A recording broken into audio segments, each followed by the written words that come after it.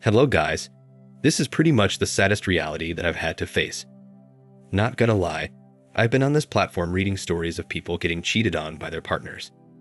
I never knew I'd one day be here writing mine. Life has really gone full 180. I booked a trip for friend and family, and my wife decided that was her cue to sleep with my best friend. I, a 53-year-old male, am still trying to find a way to process the bullshit I was forced to experience. I don't know if there's a lesson in this, a lesson on trust or something. I don't know if I'd ever get over the pain, but I look forward to what the days ahead would bring. It's been 2 years now. My wife of 20 years, Riel, 46, had spent the year before the incident asking to go on a trip abroad. I had turned it down because we currently have 2 sons in university.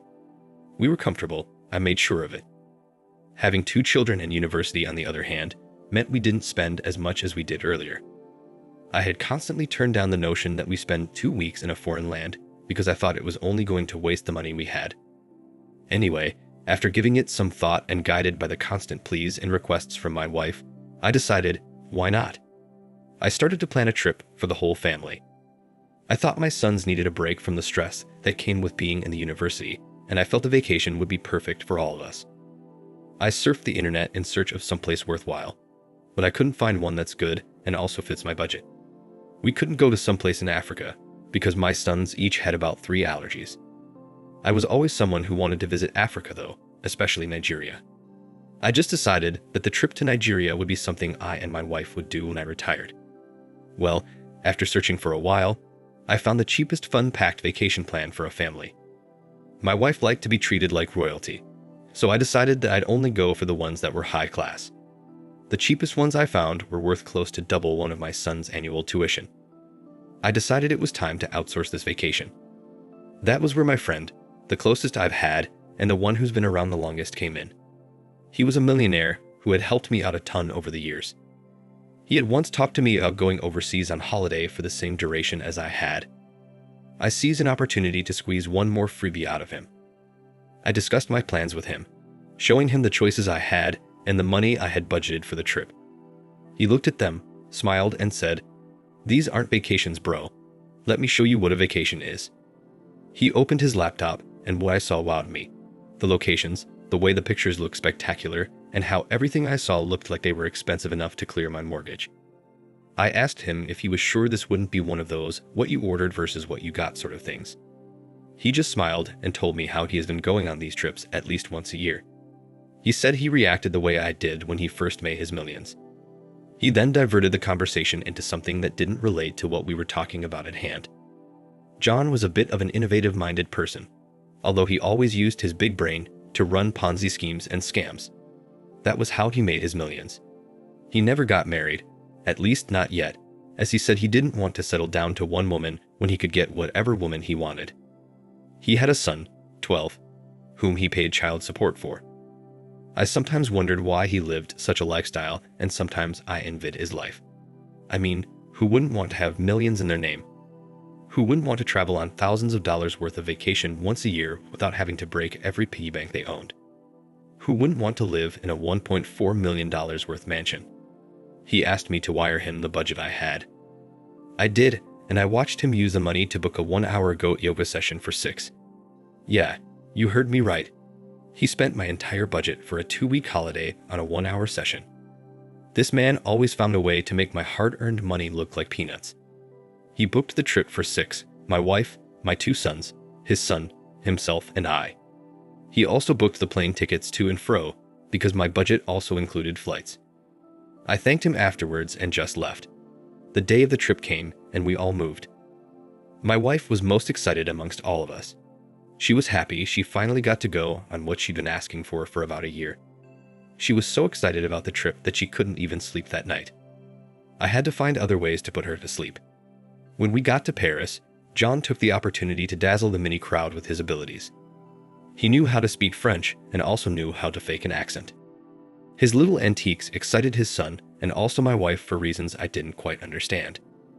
I just shrugged it off to the fact that she was so excited for being on a trip after she had been longing for one. We got to the hotel we booked, and it was marvelous. It had wonderful scenery, and it was literally the biggest hotel in Paris and probably the most expensive. He spent a lot on this vacation. John said he did it because he wanted to show me how happy he was to have a friend like me. He sometimes used to tell me that sometimes, due to how squeaky clean I was as a citizen, people tend to trust doing business with him more. He said something about a few of his clients doing background checks on me one day, which really freaked me out. The hotel had a large house-type suite in the penthouse, had like 4 or 5 rooms, and had bathrooms in all of them. It also had a recreational lounge and a pool at the balcony. It had games, which interested John's son, who got immediately preoccupied by one. It had a pool table and an in-house gym. "I'm really going to get jacked here," I heard my sons say to one another whilst they admired the size of the gym and the quality of the tools. My wife immediately went into one of the rooms and into the bathtub. I joined her in there in a few minutes. I must say, I used to read manhwas that had sex in the bathtub as part of it. Trust me, the bigger and better the tub, the better the intimate acts. The very next day, we went about our different itineraries, although we did sometimes do something together.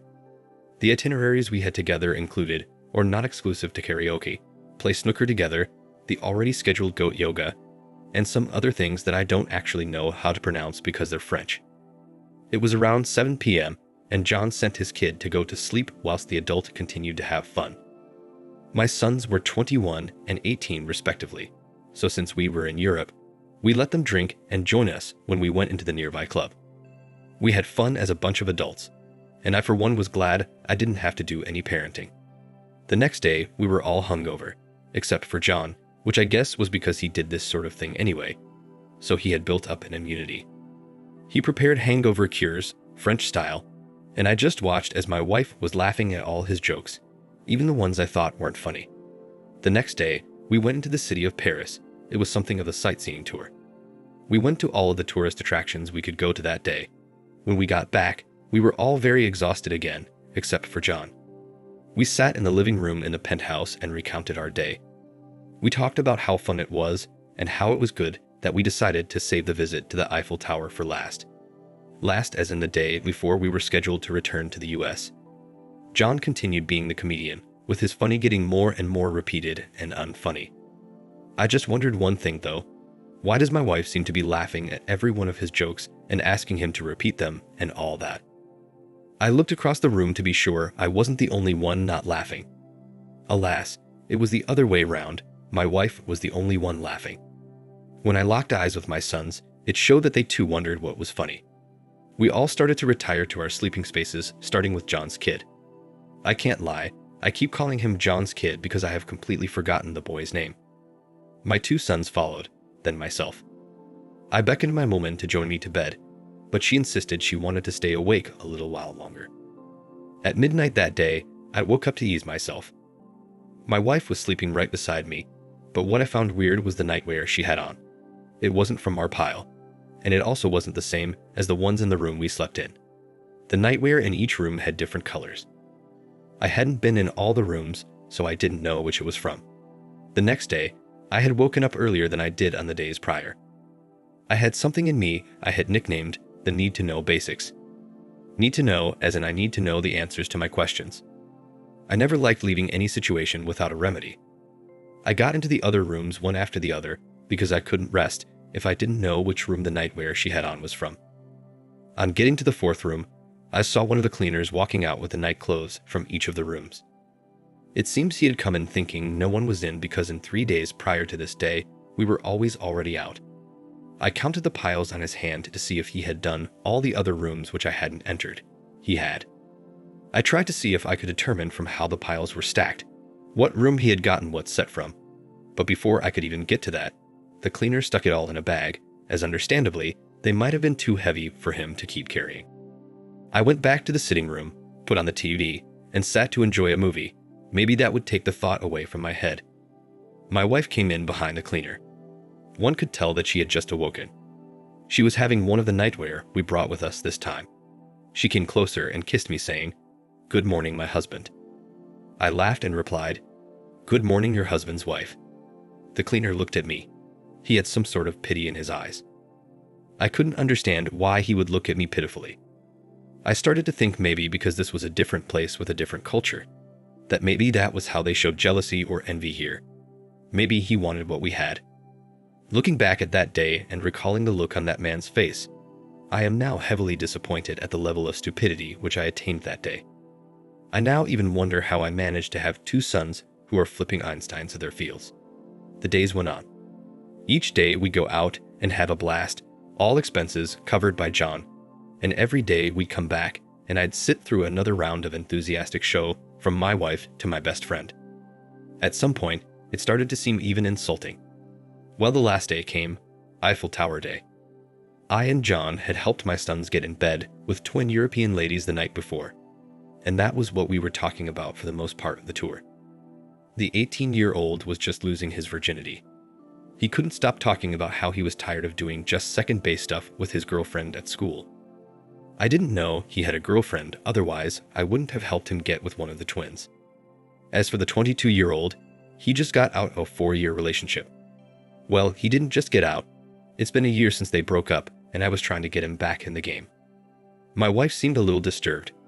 Initially, I thought it was because of the discussion we were having, so I changed the topic. We continued our tour. My wife kept behaving weird, and I kept wondering why. I had asked her if anything was wrong, but she kept on saying no. Minutes later, she told me she wanted to leave, that she wasn't feeling good, that her tummy hurt, and that she was tired from walking. I told the rest that we were going to wrap it up and head home for the day, but she insisted that she didn't want to spoil the fun for us.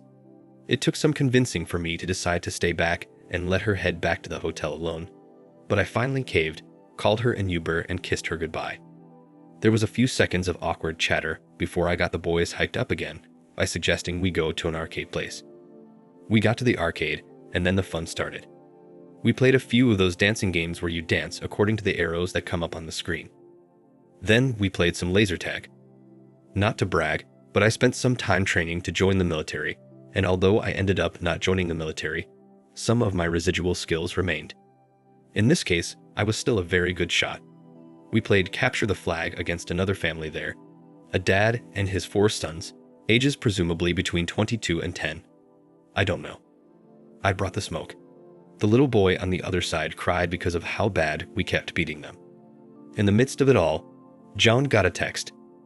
I had seen from the reflection in his eyes that the text he got was an alluring photo. I gave him that noise, look, and shook his hand. We both laughed, and then he walked out of the field. In my own Christian mind, I thought the booty call was from a girl he met at one of the parties we went to.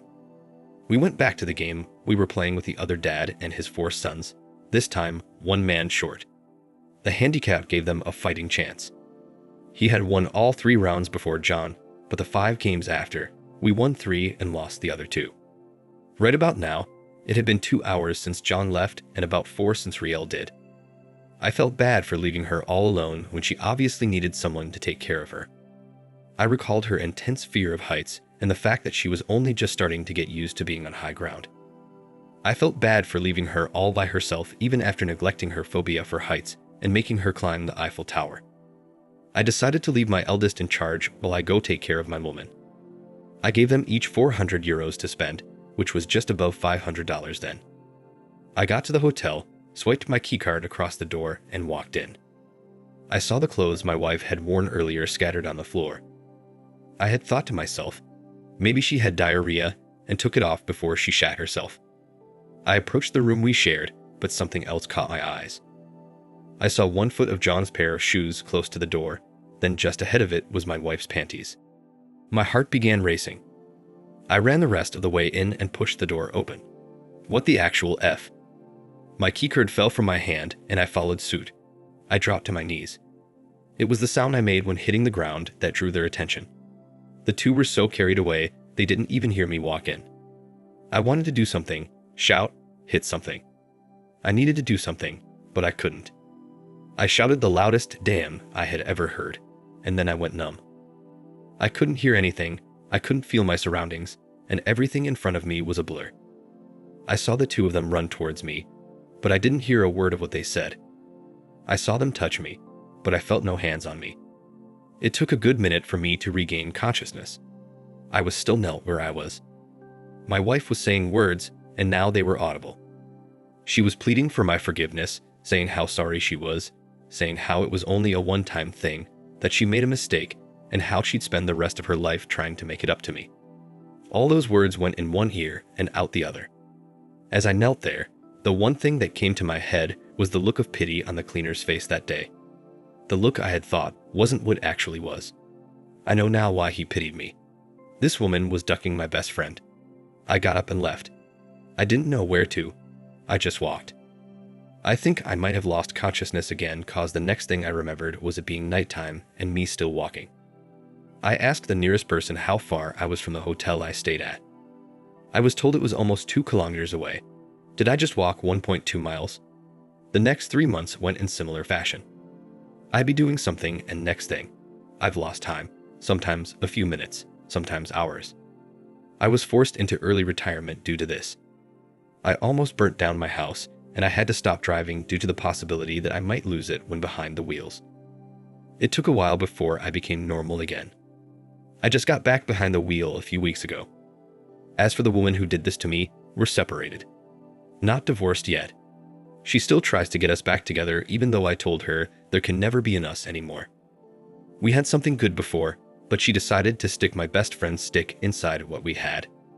As for my best friend, I know some of you are thinking right now, why didn't he say ex-best friend? Well, even I don't know the answer to that question. I have told him if he ever got caught in his illegal deals that I'd testify against him. He has made his peace with that. We don't talk anymore, although he keeps sending me wads of money in hope that it would help fix things. I keep the money, it's the salary they made me not get. I'd worked 20 years with that company and I still had another good 10 years in me if not for that incident. I'm seeing a therapist, obviously, because that was the only reason I'm able to write this without going crazy again. I miss my old life, and I wish I could have it again, just without Riel.